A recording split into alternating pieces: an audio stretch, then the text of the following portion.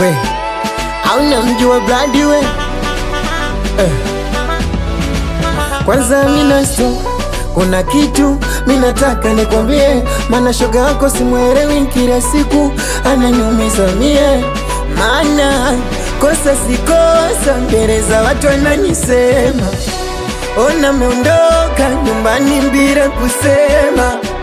Mwili umechoka hadi pumzi nashindwa hema, labda wewe shoga yake atakuelewa ukisema. Kama pesa, jina, sawa vyote mie sina, lakini aliapa mbele za watu kuwa hatonitema. Ila nakuomba amina, hisia zangu za mtima usifikishe kwake na kutuma. Nenda kamwambie jinsi ninavyompenda mie, na kama mapenzi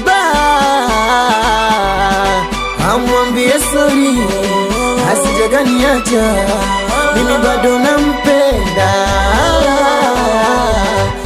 Mwambie sorry, asijaganiacha, asije akaenda.